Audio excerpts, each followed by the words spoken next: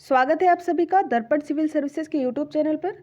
और आज हम डिस्कस करेंगे डे 31 डेली प्री क्विज के आंसर्स एवं उनके साथ देखेंगे उनके अन्य तथ्य। तो पहला हमारा जो प्रश्न दिया गया है कि सोशल साइट से ट्विटर का सीईओ किसे बनाया गया है। ट्विटर का सीईओ किसे बनाया गया है? तो पहला ऑप्शन हमारे पास दिया गया है पराग अग्रवाल। पराग अग्रवाल पहला ऑप्शन दिया गया है। दूसरा ऑप्शन है रविंद्र भास्कर। तीसरा ऑप्शन है यश धुले। और चौथा ऑप्शन दिया गया है गौतम राघवन। तो हमारा सही ऑप्शन है पराग अग्रवाल। पराग अग्रवाल जो है वो जैक डोर्सी का स्थान लेंगे। जैक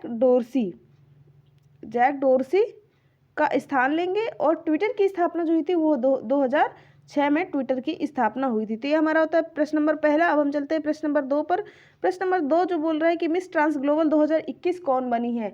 मिस ट्रांस ग्लोबल 2021 कौन बनी है? Miss Trans Global 2021। तो पहला ऑप्शन है श्री सैनी। दूसरा ऑप्शन है सुश्री सितारा। तीसरा ऑप्शन है दिव्या हेगड़े। और चौथा ऑप्शन हमारा दिया गया इनमें से कोई नहीं। तो इसका सही ऑप्शन है सुश्री सितारा। सुश्री सितारा जो है वो केरल की रहने वाली है।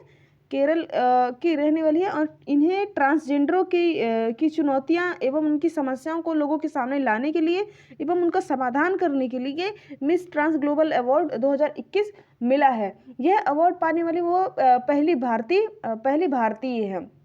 तो ये हमारा होता है प्रश्न नंबर 2। हम चलते हैं प्रश्न नंबर 3 पर। तो प्रश्न नंबर 3 हमसे पूछा गया है कि नगदग पेलेजी खोरले सम्मान। नगदग पेलेजी खोरले सम्मान इसका नाम थोड़ा अजीब है।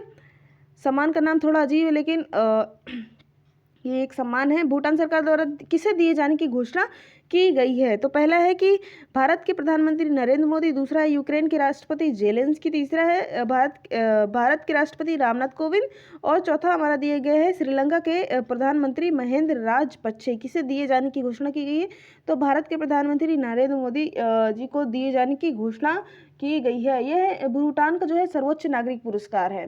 जो नगदग पेलेजी खोरले सम्मान है भूटान सरकार का सर्वोच्च नागरिक सम्मान है। इसे ऑर्डर ऑफ द ड्रग गायलेपो भी कहते हैं। ऑर्डर ऑफ द ड्रग गायलेपो भी कहा जाता है। तो ये हमारा होता है प्रश्न नंबर 3। अब हम चलते हैं प्रश्न नंबर 4 पर। प्रश्न नंबर 4 जैसे हमसे पूछा गया है PETA person of the year 2021 के लिए किसे प्रदान किया गया है? PETA person of the year 2021 award किसे प्रदान किया गया है? तो पहला हमारा दिया गया दीपिका पादुकोण। दूसरा दिया गया आलिया भट्ट। तीसरा दिया गया अक्षय कुमार। और चौथा हमारा दिया गया रणवीर कपूर। तो इनमें से किसे PETA person of the year award 2021 के लिए प्रदान किया गया? तो हमारा सही ऑप्शन है आलिया भट्ट। आलिया भट्ट को ये जो अवार्ड है वो प्रदान किया गया है। पेटा जो होता है पशुओं के साथ नैतिक व्यवहार के पक्षधर लोगों का एक समूह है, एक संगठन है। इसका पेटा का जो मुख्यालय है वो यूएसए के वर्जीनिया के नाफोल्क में है। और इसकी स्थापना पेटा की स्थापना 1980 में हुई थी। 1980 में इसकी स्थापना हुई थी। इसका जो पेटा इसका फुल फॉर्म पेटा का फुल फॉर्म है people's for the ethical treatment of animal. People's of the ethical treatment of animals. तो ये हमारा होता है प्रश्न नंबर 4। अब हम चलते हैं प्रश्न नंबर 5 पर।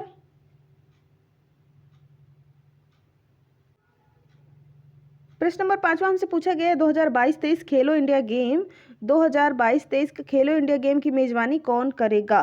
तो कौन सा राज्य करेगा? तो पहला झारखंड, दूसरा उड़ीसा, तीसरा है मध्य प्रदेश, चौथा है गुजरात। इनमें से कौन करेगा 2022-23 खेलो इंडिया गेम की मेजबानी? तो इसका सही ऑप्शन है मध्य प्रदेश। मध्य प्रदेश जो है वो 2022-23 के खेलो इंडिया गेम की मेजबानी जो है मध्य प्रदेश को सौंपी गई है। मध्य प्रदेश के भोपाल में इसके लिए अंतर्राष्ट्रीय स्पोर्ट कॉम्प्लेक्स भी बनाया जा रहा है। इसका निर्माण किया जा रहा है। और पहली बार मध्य प्रदेश को खेलो इंडिया गेम की मेजबानी दी गई है। पहली बार यहाँ होगा भी और पहली बार मेजबानी भी दी गई है। तो ये हमारा होता है प्रश्न नंबर 5। हम चलते हैं प्रश्न नंबर 6 पर कि इसमें पूछा गया है कि मिश्रित ग्रंथि है कौन सी? मिश्रित ग्रंथि है अग्नाशय, यकृत, पिट्यूटरी या एड्रिनल। तो कौन सी है? तो हमारा सही जो उत्तर है वो है अग्नाशय। अग्नाशय जो है वो मिश्रित ग्रंथि का उदाहरण है। और इस अग्नाशय से कौन कौन से हार्मोन निकलते हैं? तो इंसुलिन निकलता है। इंसुलिन इंसुलिन, ग्लूकेगॉन व सोमेटोस्टेटिन जैसे हार्मोन्स अग्नाशय से निकलते हैं। और शरीर की सबसे बड़ी ग्रंथि है, शरीर की सबसे बड़ी ग्रंथि यकृत है। यकृत शरीर की सबसे बड़ी ग्रंथि, ये प्रश्न आ भी चुका है। तो इस तरह के प्रश्नों को याद रखिएगा। अब चलते हैं प्रश्न नंबर 7वें पर। विटामिन की खोज किसने की थी? विटामिन की खोज किसने की थी? तो पहला दिया गया कैसिमर फंक, दूसरा दिया गया अलेक्जेंडर फ्लेमिंग, तीसरा दिया गया एल्मर वी मैकुलन और चौथा दिया गया लूसी विल्सन। तो हमारा सही ऑप्शन है कैसिमर फंक। कैसिमर फंक ने विटामिन की खोज की थी। तो ये हमारा होता है पहला 7वें का पहला नंबर सही ऑप्शन होता है। ये सब फैक्ट वगैरह आप एक नोट्स पर, एक कॉपी पर नोट करते जाएं ताकि आप दोबारा रिवाइज करें तो इनको एक बार पढ़ लें। तो अब हम चलते हैं प्रश्न नंबर 8वें पर। प्रश्न नंबर 8वां, निम्नलिखित में से कौन सा विटामिन जल में घुलनशील है? जल में घुलनशील कौन कौन सा विटामिन है निम्नलिखित में से? तो विटामिन ए या बी या डी या के, है ना। तो विटामिन बी जो होता है वो जल में घुलनशील होता है। विटामिन बी और सी, विटामिन बी और सी जो होते हैं वो जल में घुलनशील होते हैं, बाकी विटामिन वसा में घुलनशील होते हैं। वसा में घुलनशील आप याद कर लीजिए कि ए डी ई के, ए डी ई के ये जो होते हैं ये वसा में घुलनशील होते हैं, और बी और सी क्या होते हैं? ये जल में घुलनशील होते हैं, है ना। तो बी और सी जल में घुलनशील होते हैं। तो ये हमारा होता है प्रश्न नंबर 8वां। हम चलते हैं प्रश्न नंबर 9वें पर। प्रश्न नंबर 9वां हमसे पूछ रहा है कि लाल रक्त कणिकाओं के संबंध में असत्य कथन का चयन करें। तो पहला है रुधिराणु का लगभग 90% होते हैं। तो ये बात बिल्कुल सही है कि 90% होते हैं। हीम रंजक के कारण इनका रंग लाल होता है, ये भी बात बिल्कुल सही है। अस्थि मज्जा को आरबीसी की कब्रगाह कहते हैं, ये बात गलत है। अब आरबीसी की कब्रगाह नहीं करते, बल्कि आरबीसी का जो आरबीसी जो बनती है वो अस्थि मज्जा में बनती है। तो कब्रगाह कैसे कह सकते हैं, है ना। जहाँ आरबीसी नष्ट होगी उसको हम कब्रगाह कहेंगे। तो ये कथन तो गलत है। जीवन काल जो होता है वो 120 दिन का होता है। तो ये बिल्कुल सही है कि जीवन काल 120 दिन का होता है।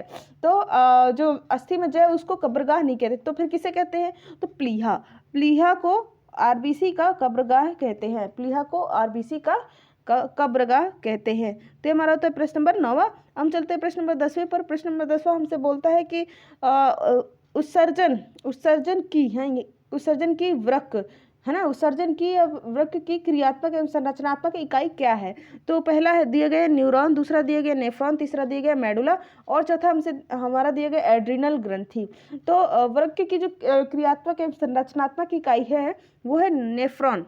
नेफ्रॉन जो है वो वृक्क की जो उत्सर्जन तंत्र का एक महत्वपूर्ण पार्ट है, महत्वपूर्ण पार्ट या कहना चाहिए प्रमुख या मुख्य पार्ट है, वो नेफ्रॉन उसकी इकाई है, क्रियात्मक एवं संरचनात्मक इकाई है। अब हम चलते हैं प्रश्न नंबर 11 पर। प्रश्न नंबर 11 जो हमसे बोल रहा है कि स्टार्च की एक छोटी मात्रा जो आंत में पच नहीं पाती है खारिज स्तर कहलाती है, क्या कहलाती है ना। स्टार्च की एक छोटी मात्रा जो आंत में नहीं पच पाती है क्या कहलाती है ना।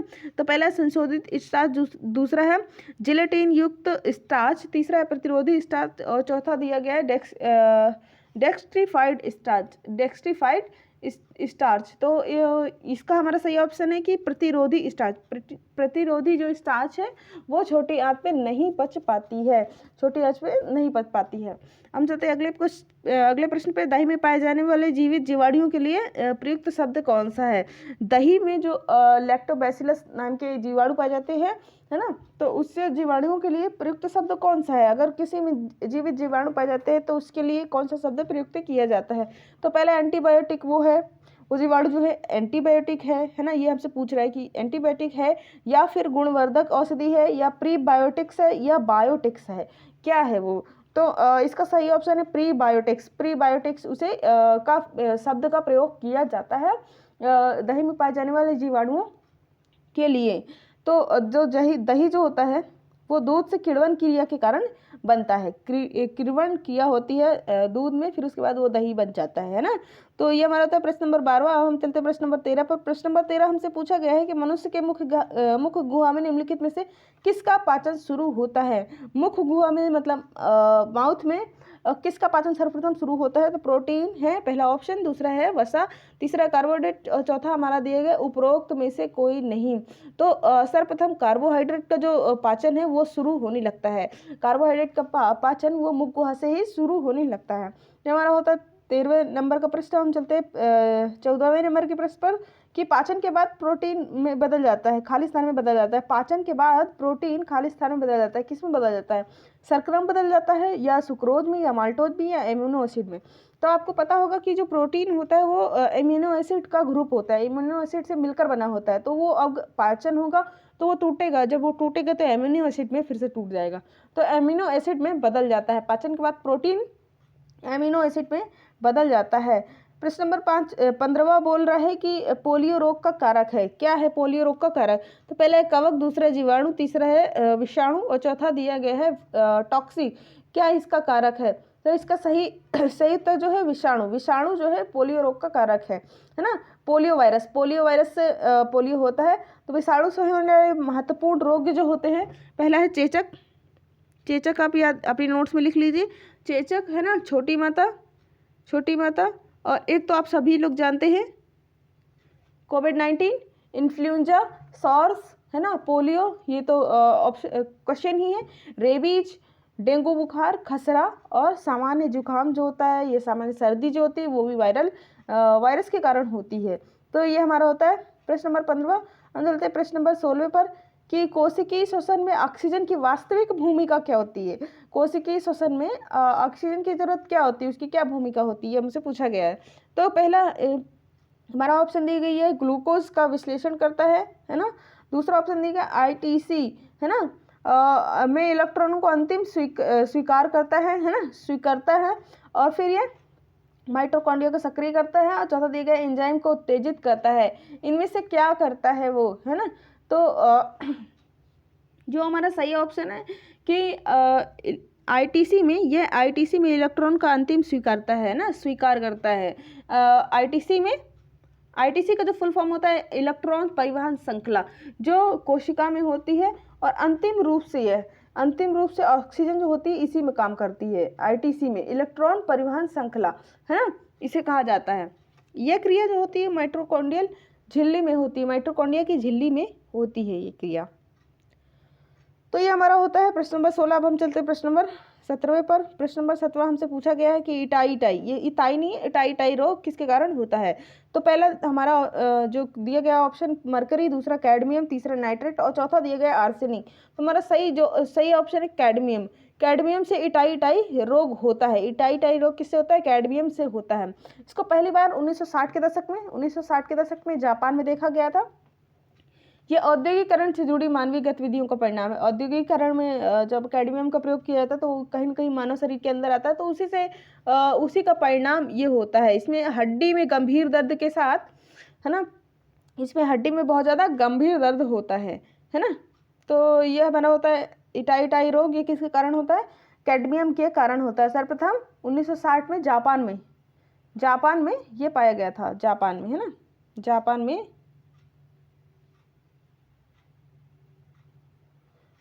तो ये हमारा होता है प्रश्न नंबर 17। हम चलते प्रश्न नंबर 18 पर।